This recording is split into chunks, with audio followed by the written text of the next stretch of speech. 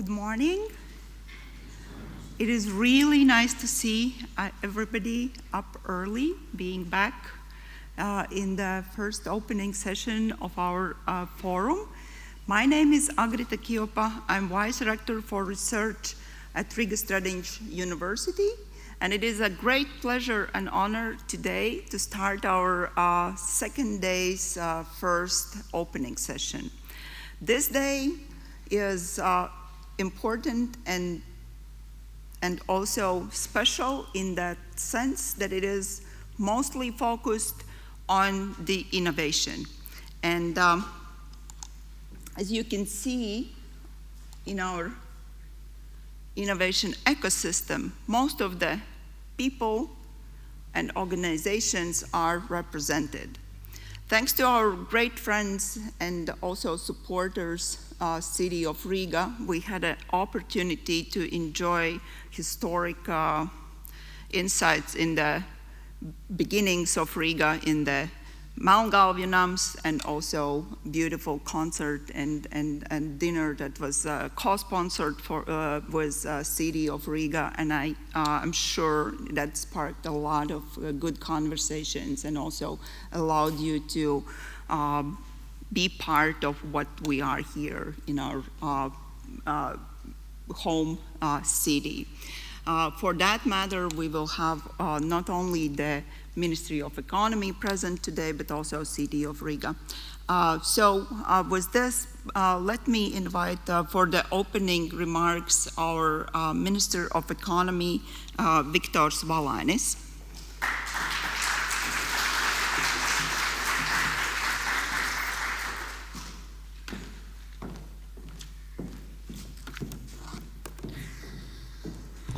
Ladies and gentlemen, it's a great honor to welcome you on the second day of the Precision Medicine Network Forum.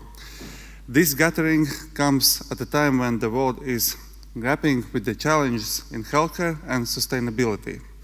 The importance of this forum and the topic of the precision medicine cannot be overstated, not only for Latvia, but for the entire world. Precision medicine, with its availability to tailor treatments to individual patients, stands at the interaction of medical achievement, technology, and the human experience.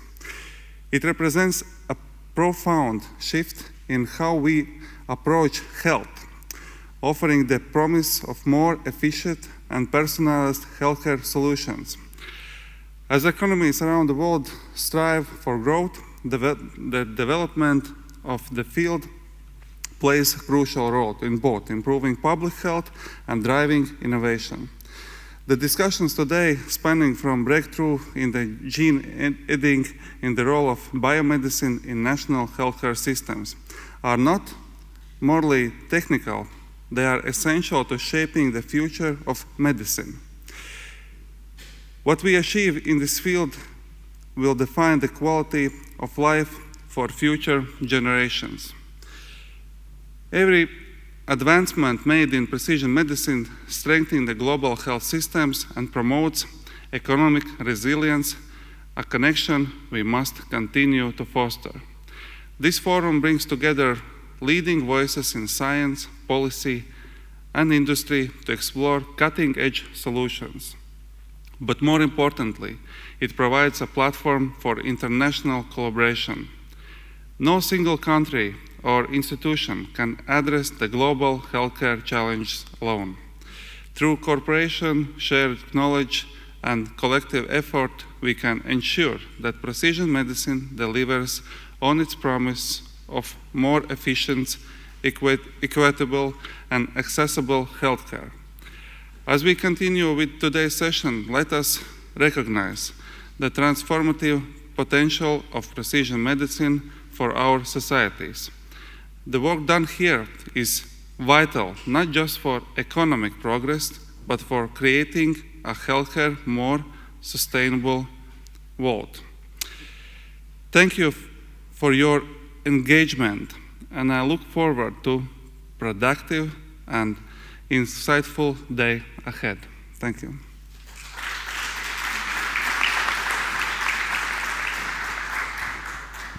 Thank you, Mr. Minister. Thank you very much. As we are learning, this is already third Precision Medicine Forum, it is happening in Riga, and it is already a tradition, and Riga is positioning itself as a real hub for precision medicine and medical innovations. So let me welcome on stage Linda Ozola, Deputy Chairman of Riga City Council. Please, warm welcome.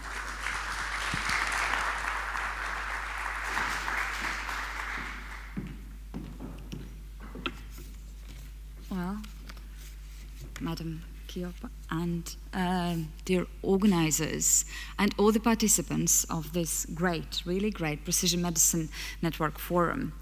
It is my great honor to be here for the second time. I was here last year, and I'm very happy to be here this year, and also to see the progress and learn about all the new things that you as a team all together have achieved. So, as the Minister said already, you're most kindly welcome not only to the forum, but particularly to the city of Riga, and we are happy to welcome you in our beautiful capital city. A city with a long-standing history and growing prominence in life sciences. Riga is a city with a proud legacy in the field of life sciences, and its subsectors ranging from pharmaceuticals up to biotechnology, biomedicine, genomics, and digital health. Therefore, Riga is a perfect place for a forum dedicated to precision medicine. Precision medicine and life sciences in general is a priority industry for Riga, and it is included also in Riga's investment attraction strategy. Riga is a home for many local and international life sciences companies, and we continue to seek new investments and partnerships. New industry players in these areas are also highly welcome to Riga, and we are confident that you will find our business environment really convenient for growth. Riga actively participates in local and international industry events, as well as maintains communication with the life sciences ecosystem stakeholders. We are happy to see that the Precision Medicine Network Forum has become a yearly event and continues to grow. Additionally, the Riga Investment and Tourism Agency takes an opportunity to proactively approach foreign companies, introduce them to the opportunities in Riga, and invite them to visit our city and consider it as their next location for business. Well, it is a great honor to witness the signing of a memorandum of understanding, and not only one, as I have learned this morning, that took place yesterday, and another one is going to take place later today, between the key scientific institutions, among which there is the Organic Synthesis Institute and Latvian Biomedical Research and Study Center and the Riga Stradins University and the University of Latvia, under the umbrella of IATRIS. This is a significant step in enhancing our capabilities and also strengthening the role of Riga. Additionally, I want to acknowledge today's Riga iDays, a hackathon organized in collaboration with EIT Health. This is a new initiative in the forum and offers an opportunity for students to engage with industry experts and develop creative healthcare solutions. Indeed, on the behalf of the city of Riga, I really want to thank you all that you bring the name of our city out into the world. On our side, we promise that we will be proud and we will keep telling wherever we go and where it is due that Riga is one of the centers in Europe for precision medicine, and then working hand in hand in this regard, I'm sure that we will achieve even more. So to all the participants present here today, I wish you the best of success with your innovative ideas that can and will shape the future of medicine. Good luck.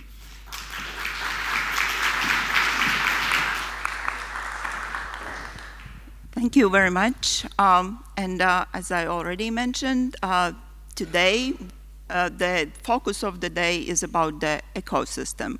And great supporter of our work and also implementer of Ministries of Economy policies has been our Agency of Investment and Development. And for that matter, please help me welcome Raivis Bremsmits, the director of the agency, for his opening remarks. Please.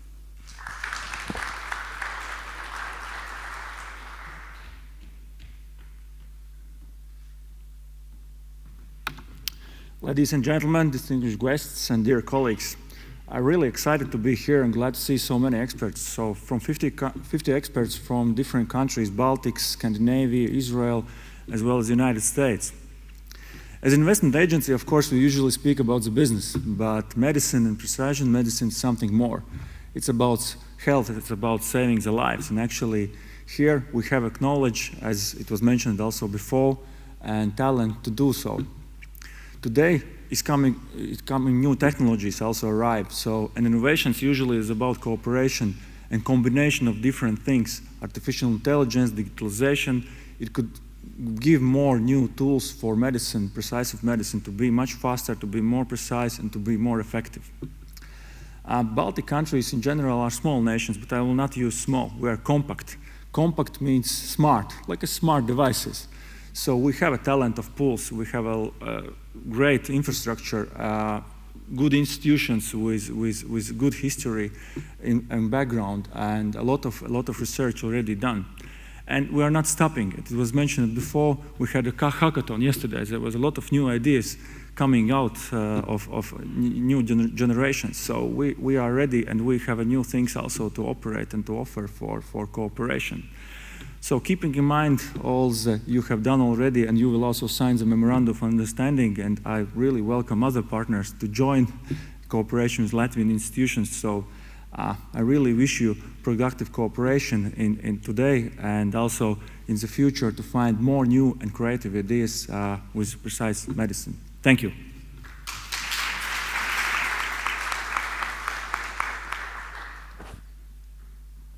Thank you very much. And now it is my great honor and pleasure to invite on stage representatives from Children's Hospital, from Riga Stradins University, and from Riga Technical University for the signing of memorandum.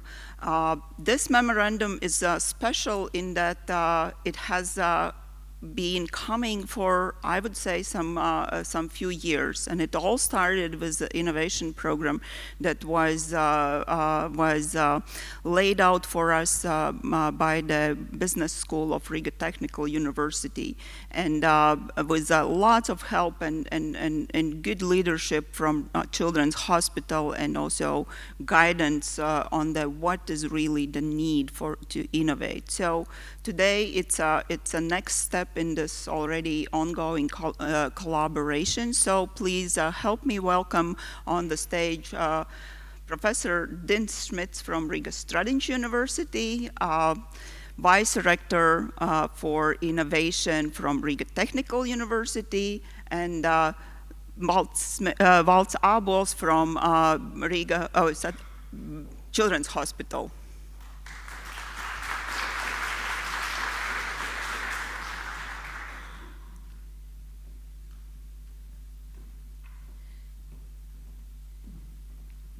So as our signers line up, I would also invite Valds to give opening remarks for this memorandum, and to tell us what it is all about.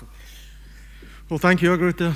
Thanks everybody. So it seems that I'm already too often on the stage, but as we said yesterday, so this is about the networking, about the strengthening the collaborations. And this is another significant milestone. So yesterday was busy of the different ceremonial signatures, and I think this will be an important addition. So also today, that will be an important step to strengthen the healthcare, the pediatric healthcare and innovation, with the signing of this Memorandum of Understanding between the Children's Hospital, Riga Stradins University, Riga Technical University. I truly believe this really will unite 3 institutions with absolutely unique strengths, and that will create a powerful synergy or like core aimed at advancing the pediatric care, and not only the pediatric care. So in the field of medicine, in the field of pediatrics, there are more and more people, more and more kids included, with a complex and evolving requirements, and these require new solutions, effective solutions, where cutting-edge technology combines with clinical relevance. So, by combining the clinical insights from the Children's Hospital with the research excellence from Riga Stradins University and technological strengths of Riga Technical University, I believe we are really laying the foundation for the breakthroughs that will shape the future of healthcare and the pediatric healthcare.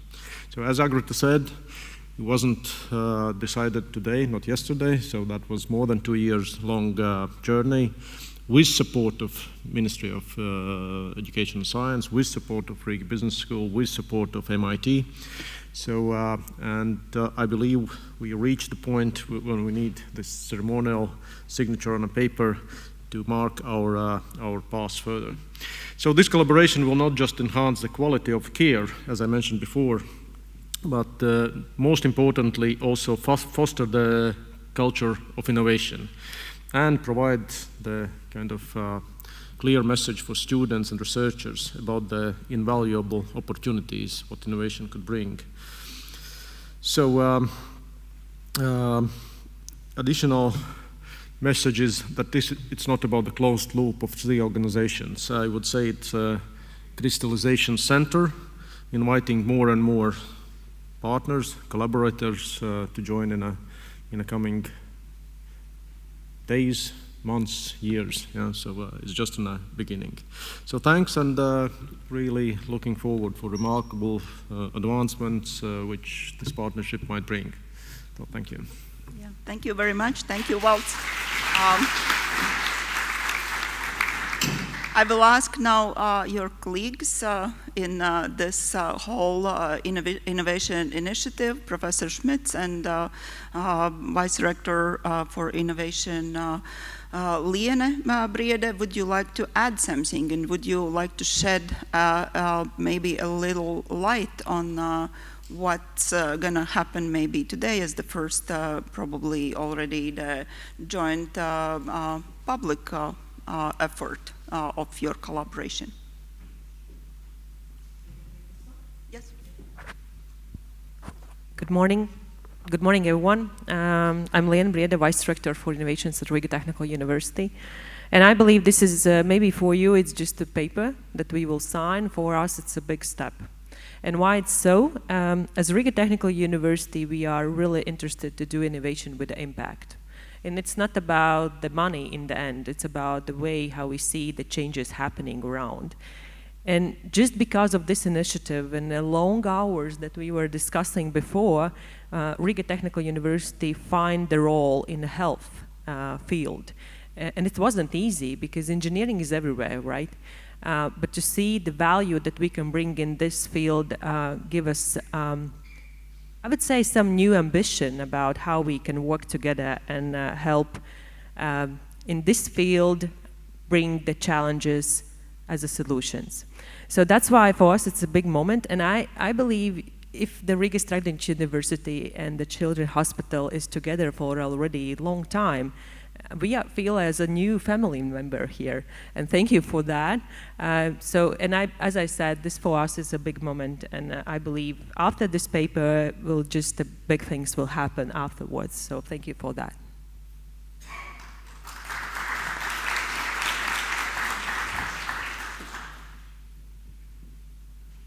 Good morning, everybody. To top it all off before signing.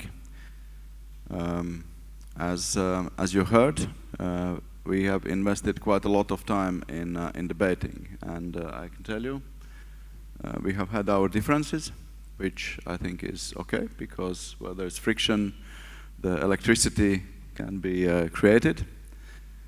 Riga Stradins University is leading in Latvia in 2 areas, in clinical science, in healthcare science, and in social sciences, both in studies and in research. And I hope in this set putting together another great university with its strengths and a great, in my view, the most advanced and modern hospital in Latvia. As a starting point, I think it's a great start. As also already said, this is a paper. I hope that in next year's event here, we will be able to report on a tangible and impactful outcome. So I'm really looking forward to. Well, thank you very much. So we all heard that, big applause, and we will hold you accountable. Or better would be to say ourselves accountable. So please then go ahead, sign the memorandum, and yeah, and then let's work.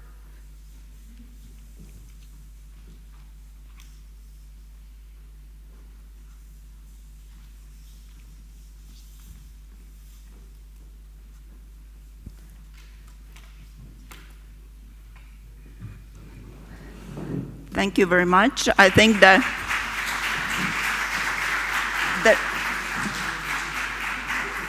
the next part now is to take the memorandum and make the family photo, and then you are free to go.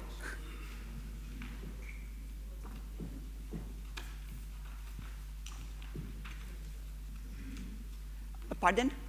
Do we do a photo? Yes, you do the photo. Yes. Right here.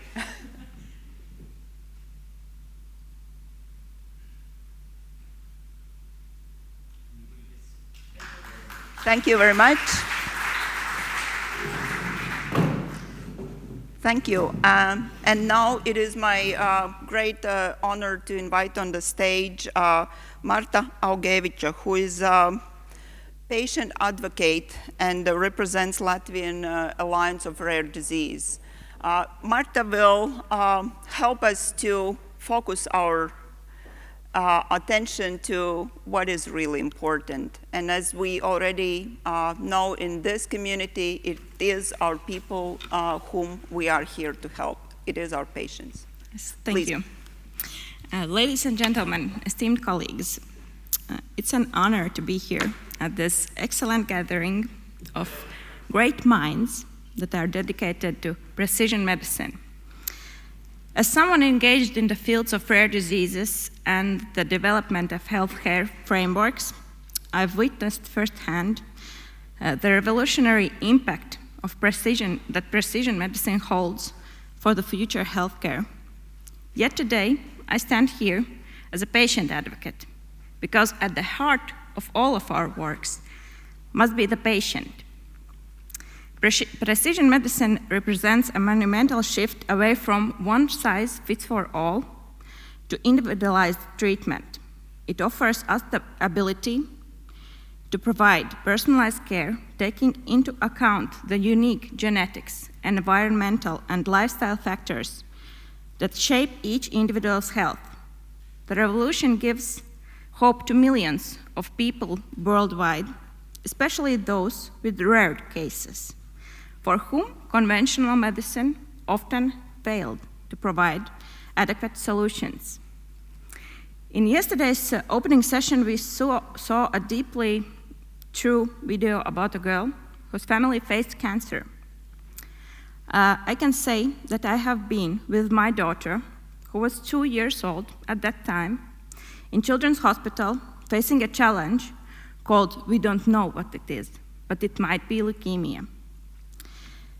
I cannot express the feeling of how deeply shaken to my very core I was, and how consumed by the urge to search for reasons and for solutions I was. Happily for us, we did not get that diagnosis, but all we got was, this is something what happens very rarely, and mostly to those that are already connected to healthcare. My daughter turned 9 last month, and all is good. But during this time in the hospital, I understood that probably we are not the case that one size fits for all, and if there would be necessary, we would need this personalized care and approach. And this was the only hope I got. But with this hope comes a need to ensure that precision medicine is accessible to all, regardless of the economical or social factors or geographical location. Precision medicine is not only about the technologies and the science, it should be about delivering the right treatment to the right patient at the right time. I would like to highlight the critical role of collaboration in realizing the full potential of precision medicine. We must bring together the best of science, technology, data analysis, and patient advocacy to create an ecosystem that facilitates the seamless flow of information and ideas. And no matter how sophisticated the science becomes, the patient must remain at the center. Patients are not only an object of research, we are partners in this journey. And listening to our experiences and addressing our concerns and involving us in the decision-making processes will ensure that precision medicine remains a human-centered discipline. And as we embark to this exciting journey at Precision Medicine Forum, I invite each one of you to think not only about the technical innovations we are developing, but about the overall impact to the society we're doing with our work. And so let's build partnerships across the borders, disciplines, and sectors to give hope to everyone, but especially for those who are rare. Thank you.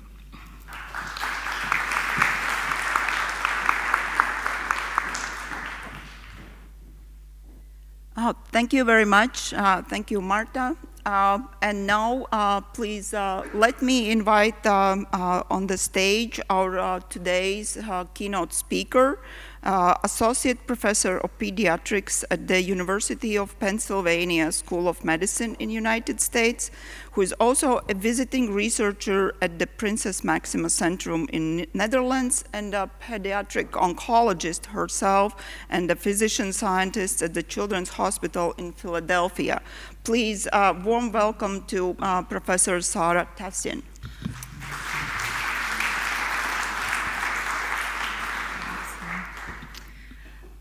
Sorry, I'm just looking for my clicker. See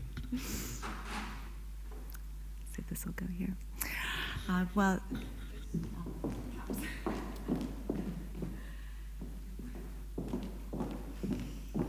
Sorry, it's a little bit hard to advance the slides without that. But thank you so much to the organizers, and I'm sorry for everyone who was very interested, like I was, in learning about biobanking and genomics in Sweden. We had a last-minute switch this morning. But it's a sincere pleasure to be here with all of you today, and I really want to thank the organizers, and especially the wonderful hospitality from all of our Latvian hosts. It's been a tremendous pleasure to be here in Riga with all of you, and I think focused on such impactful work together in precision medicine and particularly for pediatric medicine. And so I wanted to share with you today just some stories about some of the progress that we've made in targeted therapies and precision medicine efforts for children with acute myeloid leukemia, or AML, and also highlight how this represents a real knowledge gap still, and where we really need to make better advances together in precision medicine to help cure more of these patients. And so I'd like to share with you mostly a United States-based perspective and review some of the recent results from our Children's Oncology Group, or COG, clinical consortium, about some of the advances that we've made through our recent phase 3 clinical trials that include targeted therapies and have informed our modern standards of care for these children. But then also to highlight some of the emerging challenges and how precision medicine still remains a major knowledge gap, and where we are really focusing our research efforts today. So just to set the stage, because I realize this is a little bit of a diverse audience, we currently cure about 2/3 of children with acute myeloid leukemia or AML, and this has been one of our success stories, I will say, over the last 50 years, with iterative advances in clinical trials and learning how to put chemotherapies together, improving the survival of these children, as you can see here, over time. But for the most part, we have not had a new drug for pediatric AML in the last 50 years. And the improvements that we've made have largely in recent years been due to improvements in supportive care and learning how to take care of these patients better to reduce some of the infectious toxicity or the cardiac toxicity that comes from the very intensive treatments that we use. And we know that stem cell transplantation remains a major mainstay of therapy for these children with the goal of cure, but is also associated with a lot of short and long-term toxicities. And in the recent clinical trials and survival rates, we really have hit a plateau, and we have not done a lot to be able to improve outcomes for these patients. And so this really is our passion and our mission. This slide, I realize, is a little bit too small to read, but I just want to highlight the tremendous international collaboration, I think echoing on Marta's words. No matter where your child is diagnosed with AML and in which cooperative group clinical trial your child might participate, we have been able to ask impactful clinical questions across the last several decades. And I think what remains sobering to me, whether your child is treated in Latvia or your child is treated in Japan, the event-free survival for children across all of these trials hovers around 55 or 60% at best, and overall survival somewhere between 60 and 70%. And this simply isn't good enough for us, and we need to make better advances. And so as a simplistic view, how we currently in pediatric oncology take care of our children with AML is based on underlying principles of precision medicine, in which we do genomic analyses to understand what the genetic alterations are that drive the child's leukemia. And then we also try to understand how well they respond to initial induction chemotherapy that we assess by measurable residual disease, or MRD. And so these two critical factors help us to dictate if your child has favorable risk genetics. We can generally cure you with about 5 cycles of very intensive chemotherapy. If your child has unfavorable risk genetics, we know that chemotherapy is insufficient, and so we generally recommend that these children have a little bit of chemotherapy, but move swiftly to hematopoietic stem cell transplantation, with the caveat that we don't always know that transplant can improve outcomes. And then for the patients who fall in the middle, as you may imagine, if they have a good response to initial chemotherapy, we go on to treat them more as a favorable risk patient, whereas those who have non-prognostic genetics but have a little bit of residual disease after initial chemotherapy, we think that these patients benefit from a transplant and treat them more as an unfavorable patient. So I'm now going to review some of the recent data from our Children's Oncology Group, or COG, clinical trials, and talk to you about how some of the lessons that we've learned have really impacted our current standards of care. So now, almost 15 years ago, we conducted a study called AAML 0531, and this was a randomized phase 3 clinical trial in which children were allocated either to standard of care multi-agent chemotherapy in the arm A, or at that time, what was our first targeted therapy, the antibody drug conjugate gemtuzumab ozogamicin, that targets the CD33 protein on the outside of pediatric AML cells. And in this study, children who were randomized to arm A received 5 cycles of chemotherapy. At that time, we knew a little bit about high-risk genetics, and so patients with monosomy 7, monosomy 5, or FLT3 ITD, all of which were somatic alterations, were allocated to stem cell transplantation and first remission, because we knew that their chance of relapse was very high with chemotherapy alone.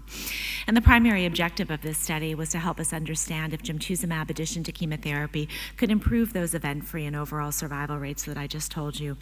And in this study, there were a lot of very helpful correlative biology studies in which we were learning about the impact of MRD, and we'll talk about that in a moment.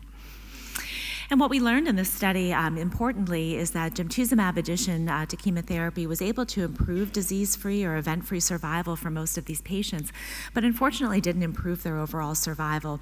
And we think that this was multifactorial, and largely because a lot of these patients did go to bone marrow transplant and had a lot of associated short and long-term toxicities.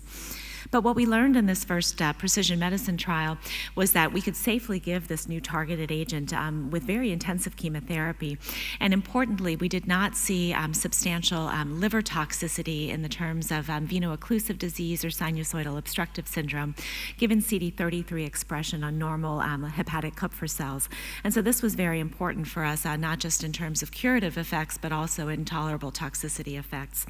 And after a very long and storied process, based on the results of our 0531 study, as well as several analogous studies in Europe and the UK. Gemtuzumab was approved for us for children with relapsed AML, and at least in the US, now also for those with newly diagnosed AML. And so this has become our standard of care. And what has been helpful from our clinical trials is because families have been so generous to bank their children's leukemia samples in our biobanks, and we've been able to do very detailed genomic sequencing and other correlative analyses and correlate those back with clinical outcomes for children treated with chemotherapy. We've also learned, in a little bit of a precision medicine sense, that there were particular groups that seemed to benefit from CD33 targeting with gemtuzumab. And one example of that in this correlative study that was published a few years ago is children with KMT2A rearrangements that we know are very prevalent in pediatric AML and comprise about 40% of AML occurring in children less than 3. These children particularly seem to benefit from gemtuzumab, both in the lower risk category for children who were treated with chemotherapy, as well as the higher risk rearrangements where children were allocated to transplant. And so this has been a real home run, and I think a really nice example where we're able to match genomics to targeted therapeutics. And so we took the lessons that we learned from the 0531 trial to our subsequent phase 3 trial called 1031. And in this study, we were randomizing children again to standard of care multi-agent chemotherapy in Arm A, or with the addition of the proteasome inhibitor bortezomib in Arm B. This was a medication that had demonstrated particular promise in relapse studies in children with relapsed AML. And so we were trying to understand if bringing proteasome inhibition as a targeted therapy could also benefit patients with newly diagnosed disease. And I'll highlight a couple of important things that we changed for this trial that ended up teaching us some important lessons later. So we knew from our colleagues in Europe and in the UK that perhaps treating children with 4 cycles of intensive chemotherapy was sufficient. These patients had the same outcomes as our US-based children treated with 5 cycles of therapy. And so for the 1031 trial, we made an empiric decision to reduce the number of cycles to 4 to try to spare these children some toxicity. At this time, we did not know the answer to the gemtuzumab success, and so gemtuzumab was not added to chemotherapy for these patients, but we were trying to understand if bortezomib could be better. What was nice about the 1031 study is we also had learned very nice lessons from our adult AML colleagues about the therapeutic potential of targeted FLT3 inhibitors for patients with those high-risk FLT3 internal tandem duplication or ITD alterations. And so at this time for the 1031 study, we had access to sorafenib, which is a multi-tyrosine kinase inhibitor that has anti-FLT3 properties. And so for children with FLT3 ITD who were identified that comprise about 15% of pediatric AML, we were non-randomly allocating them to our Arm C for intercalation of sorafenib with that multi-agent chemotherapy. And again, trying to understand if this could improve their outcomes. And I like to tell our trainees it's really important to have equipoise when you run a clinical trial. You have to be prepared for a negative result. I think we always hope that the experimental arm is better, and sometimes it isn't. And in our 1031 study, indeed in an interim analysis, because we're constantly monitoring patients for safety and making sure that we're not exposing children to an experimental agent that may not be effective, we unfortunately learned that the addition of bortezomib could not statistically be better than standard of care chemotherapy. And so we actually shut down that arm of the study and transferred all of the children on Arm B back to standard of care chemotherapy on Arm A. But importantly, we learned in this study several good lessons. For children who had end of induction MRD positivity that we knew was high risk and usually allocate these patients to transplant, within the 1031 study, we had tried to intensify their second cycle of chemotherapy to something stronger, and we actually learned that that wasn't effective. It didn't put more children into remission, and it was associated with a lot of toxicity. So we've also abandoned that strategy, which I think is better for patients. The other lesson that we learned when we compared our 1031 data outcomes to our historic 0531 outcomes is that 4 cycles of chemotherapy actually wasn't enough for some reason for our patients. We saw that their event-free survival wasn't as good. And so we have also in the US and through our COG abandoned this strategy and gone back to treating most patients with 5 cycles of chemo. Another important lesson that we learned from this otherwise negative trial in 1031 was something that we did outside of the clinical trial. So we all know, for the clinicians in the audience, we use a tremendous cumulative exposure of anthracycline chemotherapies that's associated with long-term cardiotoxicity or heart damage for many of our children. And at that time, there was a medication coming out as supportive care called dexrazoxane that there were some data that this could help protect children's hearts when they were receiving these chemotherapy drugs. And even though this was not a question that was asked within the context of this trial, we were allowing institutions who use dexrazoxane as part of their institutional standard of care to use this medication as supportive care for their patients. And we simply asked institutions to report their data. Did you use dexrazoxane for your patients or did you not? And in a secondary analysis, we actually learned that dexrazoxane was a huge home run and that this was really quite effective in protecting children from the short and the long-term cardiotoxicity of some of the chemotherapies that we need to use to achieve cure. And more importantly, it did not impair their event-free survival, so this could be safely combined. And so for us in the COG, this has also become a standard of care, just like we use antibiotics for prevention. The other important lesson that we learned that was great in 1031 is that the addition of sorafenib as our FLT3 inhibitor did actually improve event-free and overall survival for our children with FLT3 ITD alterations. We learned in this study, importantly, about the sequence of adding these precision medicines to therapy. When we added sorafenib to chemotherapy directly, it was pretty toxic and patients had a lot of problems with heart dysfunction or rashes.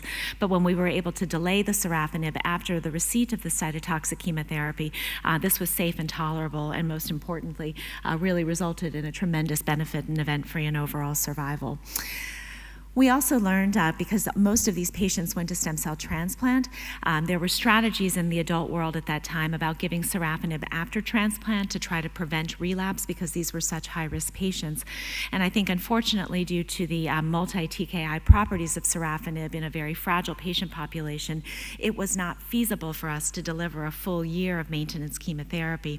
And so many of these patients had to stop sorafenib after somewhere around 4 to 6 months. And this was, I think, a very helpful toxicity lesson for us as well in precision medicine. And so all of these studies now have culminated in our most recent clinical trial called 1831, in which children, again, were randomized to standard of care chemotherapy, this time 5 cycles. And because we had the gemtuzumab answer, we have been giving all of our patients gemtuzumab in a non-random fashion. And based on some very interesting success that we'll talk about in just a moment, using liposomal formulations of our chemotherapy with cytarabine and donomycin, we had conducted a phase 2 clinical trial through the COG, and there had been a prior study through the ITCC in Europe demonstrating that liposomal or kind of fat-wrapped chemotherapy had better pharmacologic properties potentially than conventional chemotherapy. And so based on those successes in relapse, we wanted to bring the CPX351 medication, a liposomal preparation, forward to the front line to understand if that could improve event-free survival and overall survival compared to standard of care chemotherapy. Unfortunately, our interim analysis recently also demonstrated that CPX351 was not better than our conventional chemotherapy. So we also shut down that arm of the trial and shifted everybody back over to standard of care chemo with gemtuzumab. But importantly in the study, we also have another precision medicine arm, again for those FLT3 ITD cohort of patients. And because of the success of sorafenib that we have subsequently realized, we were very eager to test what we now call second generation or more selective FLT3 inhibitors than sorafenib, and learning some very nice lessons from our adult colleagues where these next generation FLT3 inhibitors were a lot more precise, they were a lot more selective, and had potentially less toxicity. And so in this study, we are studying the second generation inhibitor gilteritinib in combination with chemotherapy in a non-random way for patients with FLT3 mutations. And so even though we shut down the arm B of the study, we have currently paused the study for amendment to try to reopen our gilteritinib arm because we're still very eager to answer that question, particularly based on the sorafenib success in 1031. But the other nice thing that I think at a biologic level that our 1831 trial has taught us is the importance of genetic risk stratification. So we, again, have been very fortunate to have access to literally thousands of banked diagnostic pediatric AML specimens through our clinical trials. And with the advent of very sophisticated next-generation sequencing, we've been able to learn more and more about the biology of increasingly smaller and boutique subsets of pediatric AML, and trying to understand how these children do with chemotherapy, and identifying the highest risk patients for whom certainly we are giving transplant, but also potentially have new precision medicine opportunities. This table is also too small to realize, to be able to read, but I just want you to appreciate that there are increasing numbers of high-risk genetic alterations that we have been able to identify, and to be able to use this for modern risk stratification in 1831. We've also, through our clinical trials, refined our sensitivity of measurable residual disease testing that we currently do by flow cytometry. Many of our adult centers are also doing by molecular MRD, and I think these trials help us to further refine these assays and bring this further in a precision medicine sense to help to match the right patient with the right therapy. But in the last bit of the talk, I just want to highlight the persistent scientific and medical need that we still have in pediatric AML. As I mentioned to you before, the successes that we have appreciated until recent years with these targeted inhibitors and gemtuzumab have largely been by giving more chemotherapy and learning about better supportive care. And for children with those highest risk genetic alterations, we've really hit a plateau with our current chemotherapeutic strategies. And so we think that continuing to give salvage chemotherapy, really isn't sufficient, and we really need to be a little bit more innovative in how we take care of these patients. And I think, as you can imagine, up to 50% of our children with AML ultimately go on to relapse, and our ability to salvage these patients largely depends on their timing.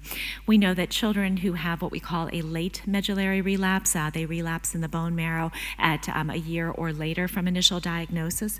About 50% of them can be salvaged with intensive chemotherapy and generally a bone marrow transplant.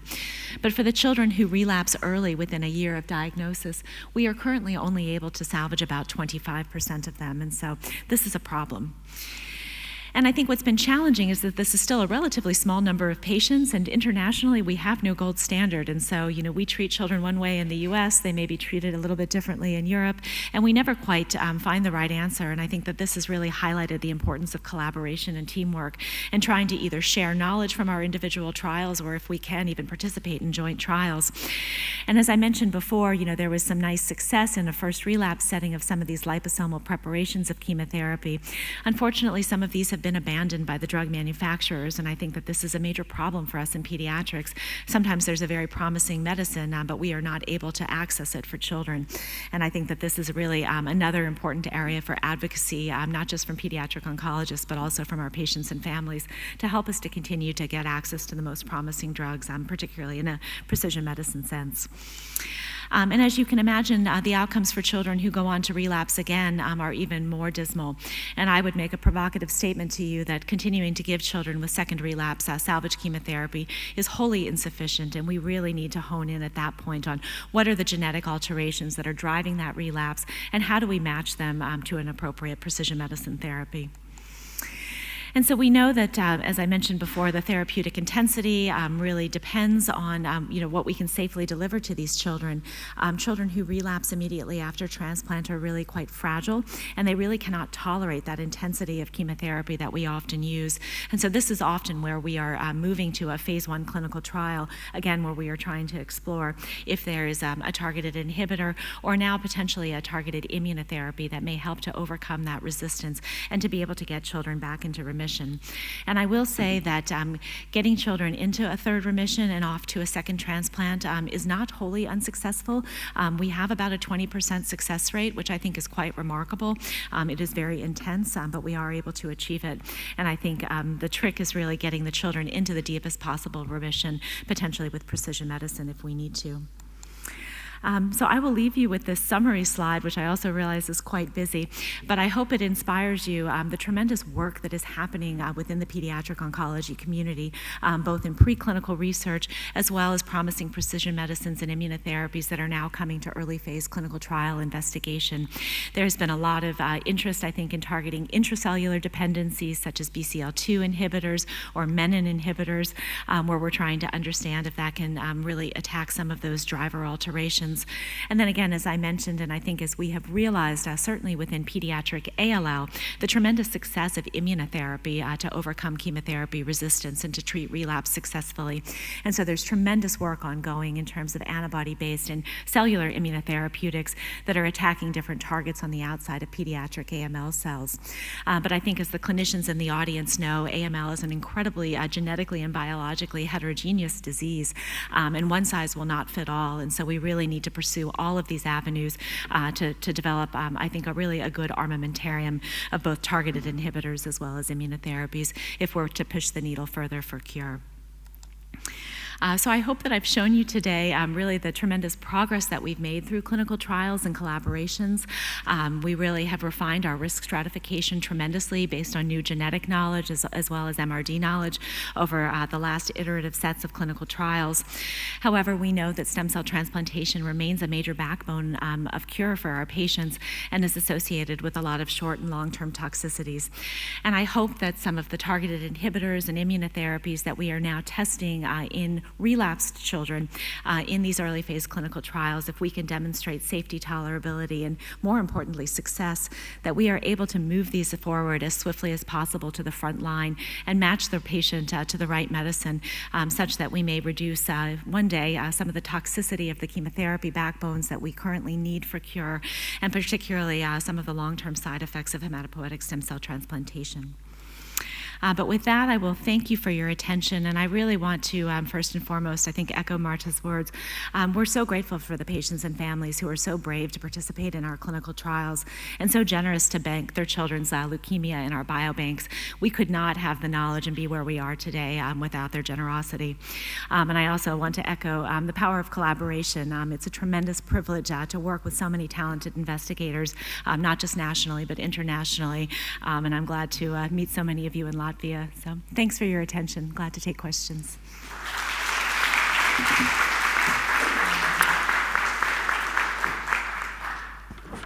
Thank you very much. Thank you. And I think both your speech and speech before just highlights once again how much work we still have to do. So questions?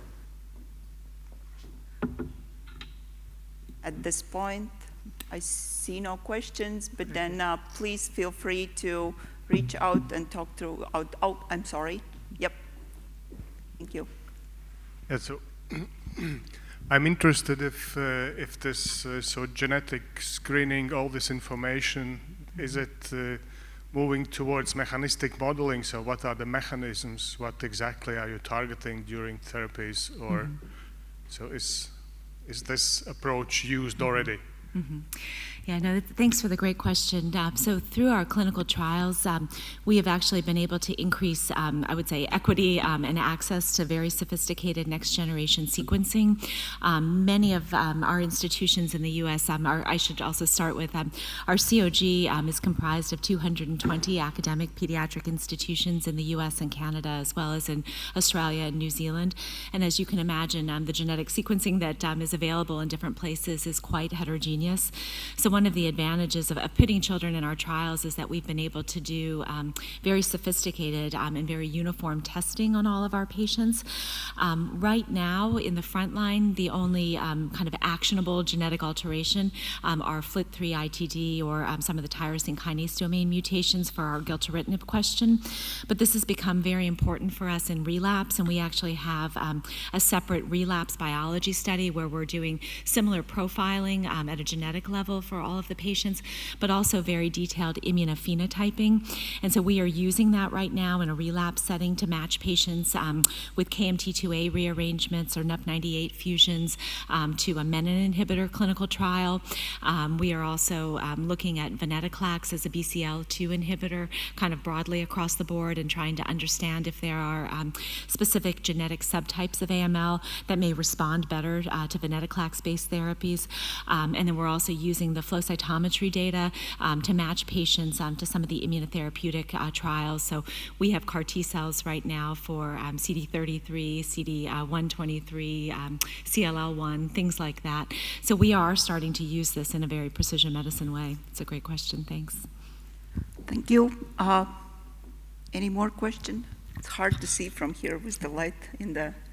Great. Yeah, this time. Yep, one more, please. Thank you. I would ask a question about cross-border clinical trial access. Have you had any patients from other countries than US? Thank you. Yeah, no, so because of our insurance system, it's quite difficult for us to bring patients for frontline studies. We have been successfully able through international medicine collaborations and frankly a lot of philanthropy from patients and families to bring children for some of our early phase clinical trials in a relapse setting because that medication isn't accessible in their home country. Okay. Thanks so much. Thank you so much. Please, let's thank together.